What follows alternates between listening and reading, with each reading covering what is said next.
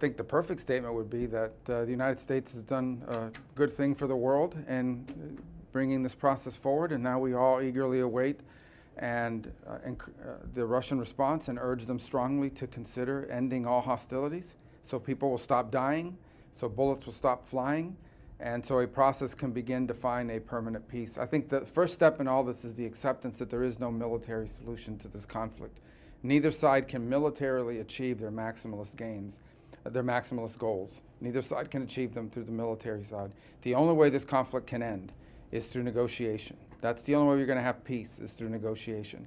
And so we need to start that process. And it is hard to start a process when people are shooting at each other and people are dying.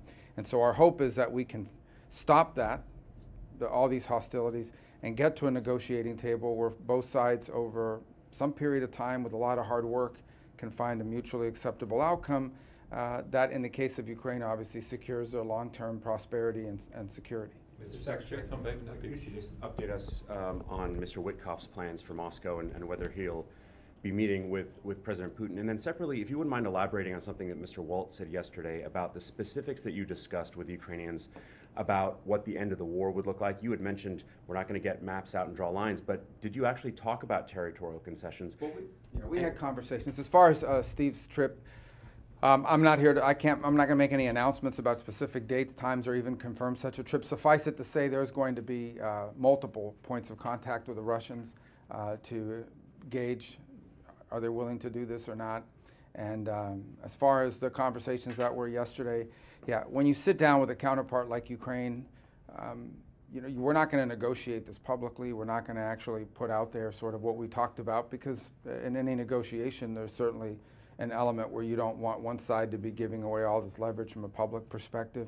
We had a broad conversation about what it would, but I think the bulk of our conversation was what a negotiation process would look like in terms of not the specific conditions, but rather the timing of it, sort of the steps they would like to see taken. The Ukrainians made very clear that this isn't just about ending a war. They need to get their prisoners of war back. They need to get the children back. They'd like to see an exchange of prisoners of war. They'd like to see their children back. So there's all sorts of things tied to the humanitarian assistance is important as well. There are areas of Ukraine that have been badly damaged that require immediate assistance. So these are the sorts of things that we talked about as being inclusive in the negotiation process. So really the bulk of our conversation when we got to that stage of it was discussing the kinds of items that need to be on any negotiation agenda, even when we hopefully get there. He also mentioned security guarantees, which is something that there has been some reluctance for the administration to elaborate on. Are you committing to security guarantees? I think the point to understand is that we're looking at is securing their long-term, what we want to see, like any country in the world, Ukraine wants their long-term security. They want to make sure that this doesn't happen again. We all do. I mean, what is the point of spending all this time to get a ceasefire, hopefully, and then a negotiated end of the war, only to see it re-spark up again in about 6 years, 4 years, 3 years? We're not interested in that, and they certainly aren't either. So I think the question really is more about a deterrence. Can Ukraine create a sufficient deterrent against future aggression, against future attack, against future invasion? Because every country in the world has a right to defend themselves, and no one can dispute that. So that will most certainly have to be part of the conversation. But again, I don't think there isn't a peace to secure until you have a peace. But there's no way to have an enduring peace without the deterrence piece being a part of it. Can I just follow up on that Yes. point? Because the joint statement talks about European partners being involved in the peace process, but that's only attributed to the Ukrainian delegation. There doesn't appear to be US support. Well, what it says in the statement is that they raised the need for the Europeans. But I've already said publicly, the Europeans have issued a series of sanctions against the Russian Federation. And I would imagine that in any negotiation, if we get there, hopefully, with the Russians, that they will raise these European, the European sanctions that have been imposed upon them. So I think that the issue of European sanctions are going to be on the table, not to mention what happens with the frozen assets and the like.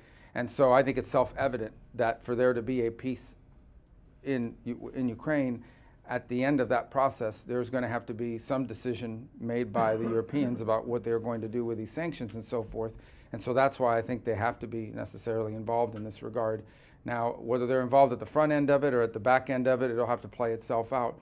And then obviously there's also all sorts of security promises that European countries have made to Ukraine, that will also be, I imagine, a part of this conversation as we move forward. So we don't disagree with that statement. I think the statement just reflects that they raised it. Would you back European peacekeepers in Ukraine, which is something Russia is categorically? Well, we'll see. I mean, there's different ways to construct a deterrent on the ground that prevents another war from starting in the future.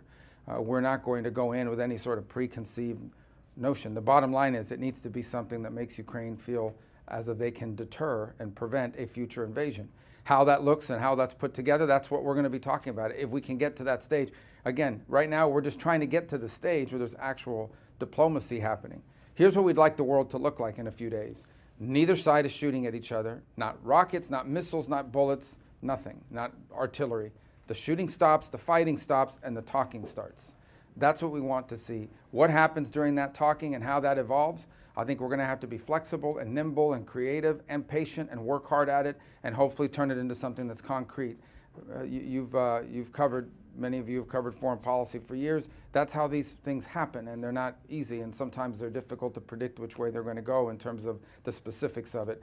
But we just want to get to that stage. That would be, for lack of a better term, a good problem to have to figure out how to negotiate a peace, because we're actually negotiating a peace while the shooting is stopped. Is the mineral deal essentially the security guarantee that you guys envision? And then the second question is, President Trump appealed to a lot of Americans during his campaign on free speech arguments and not suppressing speech, especially from the government.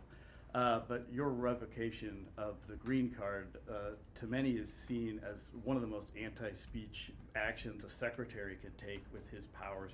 How do you respond? Yeah, I mean, the first question was again is the minerals deal version of the security guarantee? Well, I think that a minerals deal is something that I think is beneficial for both countries. Certainly, one of the things that provides for Ukraine's long-term prosperity and security is vibrant economic growth and development. If their GDP begins to grow, and that gives them a tremendous amount of leverage and power and the ability to fund their own defenses. So I think certainly any economic development for Ukraine is positive for their own future. Obviously, if the United States has a vested economic interest somewhere, we're tied to them on an economic front, we're in partnership with them on something, we will have an interest in the future of Ukraine as well. I wouldn't couch it as a security guarantee, but certainly if the United States has a vested economic interest that's generating revenue for our people as well as for the people of Ukraine, we'd have a vested interest in protecting it if it were to be challenged or threatened. On your first point, when you enter this is an important point, and I'm glad you asked this question. When you come to the United States as a visitor, which is what a visa is, which is how this individual entered this country, on a visitor's visa, okay, you are here as a visitor. We can deny you that visa. We can deny you that if you tell us when you apply, hi, I'm trying to get into the United States on a student visa. I am a big supporter of Hamas, a murderous, barbaric group that kidnaps children, that rapes teenage girls, that takes hostages, that allows them to die in captivity, that returns more bodies than live hostages. If you tell us that you are in favor of a group like this, and if you tell us when you apply for your visa, and by the way, I intend to come to your country as a student and rile up all kinds of anti-Jewish student, anti-Semitic activities, I intend to shut down your universities. If you told us all these things when you applied for a visa, we would deny your visa. I hope we would. If you actually end up doing that, once you're in this country on such a visa, we will revoke it. And if you end up having a green card, not citizenship, but a green card as a result of that visa while you're here in those activities, we're going to kick you out. It's as simple as that. This is not about free speech. This is about people that don't have a right to be in the United States to begin with. No one has a right to a student visa. No one has a right to a green card, by the way.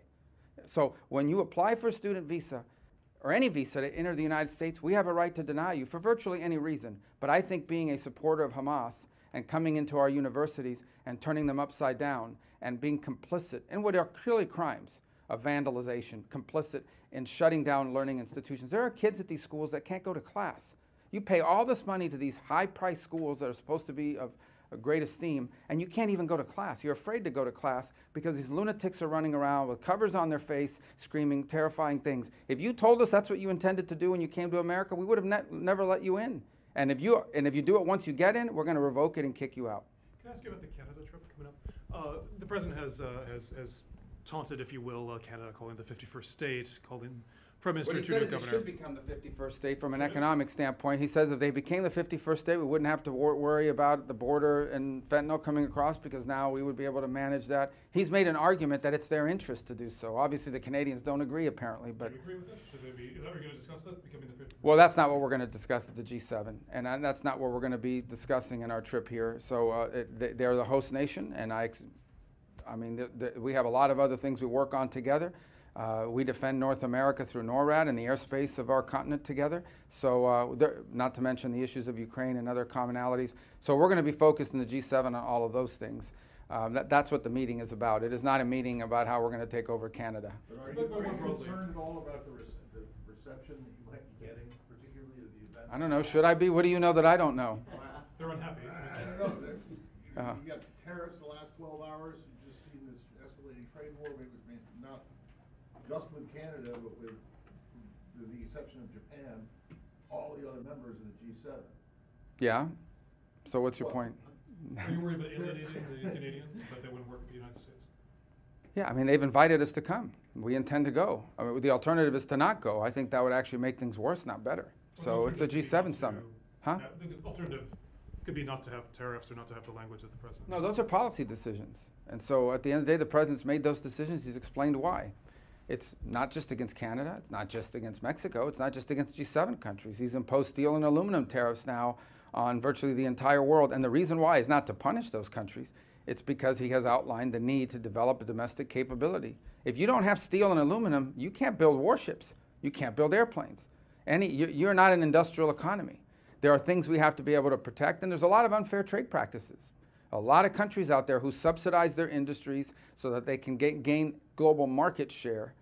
So they subsidize the industries. They're operating at a loss. Meanwhile, our industries are trying to compete fairly, and that's why you don't have steel plants, and that's why you can't produce the aluminum. And that really threatens our national security in the long term. So these are national security concerns when it comes to steel and aluminum and some of these other products. But ultimately, the president feels strongly, and I personally agree, that we have made some decisions when it comes to trade policies that have led to the deindustrialization of America and have left us deeply vulnerable to any sort of interruptions in global supplies and or it being used to extort us, not to mention our inability to produce things that we need for our own economy and for our own defense. So that's what those policies are about. Every country in the world we expect will act in their national interest. The United States forgot that. President Trump is reminding us of that and getting us back to that. And I think it is quite possible that we could do these things and at the same time deal in a constructive way with our allies and friends and partners on all the other issues that we work together on. And that's what I expect out of the G7 in Canada. Can I just ask on Russia, did you have, or Waltz, have any contact with Zelensky while you were in Saudi Arabia? No, And then I didn't. I don't believe Mr. Waltz did either, but I did not. But that was the team he selected, and it was appropriate. It was his closest advisor. It was their foreign minister. It was their head of security. So we felt that that was the counterparts they sent and to deal with us, and that's obviously pretty common in these sorts of things. Generally, the heads of state meets heads of state, and appropriate counterparts meet others. I imagine he had to get back, and he's the president of a wartime country. So but we did not have any contact with him there. But I wouldn't read anything into it other than he selected his team for these talks, and the president selected his. So. And was there any discussion with the Ukrainians about how a ceasefire, if Russia agrees, would be enforced, and how would the U.S. ensure part? Yeah, well, the interesting thing about modern warfare is it's easier than ever to monitor, and simply because there's so many eyes on the ground, and there's also all sorts of overhead, commercial satellite and the like. It would be pretty hard to hide drone strikes. It would be hard to hide missile strikes, ballistic strikes, artillery. So we feel like that is something that could be monitored. Obviously, if in fact the Russians say yes, let's hope they say yes. If they say yes, one of the things we'll have to determine is who do both sides trust to be on the ground to sort of monitor some of the small arms fires and exchanges that could happen. But those are practices that have become common in these, and I don't think that would be difficult to set up. We didn't get into specifics, but obviously the need to monitor a ceasefire is clear to everyone. Sir, just a quick follow-up on this question. This is it. Yeah, because You haven't- up and have to get back on the last plane. question, sir. This administration has not hesitated to put a lot of pressure on Ukraine. You reduced their intelligence support in the middle of a shooting war. You temporarily cut off their arms, criticize them publicly, not you, but leadership. in public. Are you truly prepared to apply pressure on Russia should it be recalcitrant and not agree to the terms of the ceasefire? There's been no concrete action that this administration has taken to punish Russia since it's come to office. There's a couple points. To be clear, as far as I am aware, the United States has not provided armaments to Russia. The United States is not providing assistance to Russia. Every single sanction that has been imposed on Russia remains in place. Every single sanction the president inherited remains in place. Previous administration. Right, but well, I mean, they're pretty sanctioned up. I mean, there's a lot of sanctions on already. My point being is that there's been no steps taken to relieve any of these things. These things continue to be in place, but we don't think it's constructive for me to stand here today and begin to issue threats about what we're going to do if Russia says no. Let's hope they say yes. At the end, let's understand, I remind everybody and bring you back to the point, the president's desire here is to bring about a lasting and enduring peace in Ukraine. He wants the shooting and the fighting to stop, not just for 30 days, not just for 60 days, but permanently. To do that, both sides have to come to the table. We are happy. We are happy that the Ukrainians have agreed to do so. Now it is up to Russia to say yes. If Russia says yes, that's very good news, and we will begin that process and do everything we can to move that process forward. If they say no, then obviously we'll have to examine everything and sort of figure out where we stand in the world and what their true intentions are. I think it'll be, if they say no, it'll tell us a lot about what their goals are and what their mindset is. But I don't want to go into that before they've even answered us by issuing statements that are abrasive in any way. Our hope is that when we met with them last, they expressed a willingness under the right conditions, without elaborating on the right conditions, to bring an end to this conflict. That was our question when we met with them. I think I shared it with you that we're on our trip. The point of meeting with them was to find out, is this a war they wanted to end, or is this a war they just wanted to continue in perpetuity until they achieved whatever goals they have in mind? And they expressed a willingness, under the right circumstances, which they did not define, to bring an end to this conflict. So we have Ukraine ready to come to the table. Now we need to get Russia to come to the table. If they do and the shooting stops, I think that's a very good day in the world. Obviously, no one here is pretending that that negotiation is going to be easy or fast or simple. But at least we've gotten to that point. If their answer is no, then obviously we'll have to deal with that. And we'll have to at that point, make decisions on that basis. We're not there yet. Hopefully the answer is yes. Okay, thanks guys. Thank you.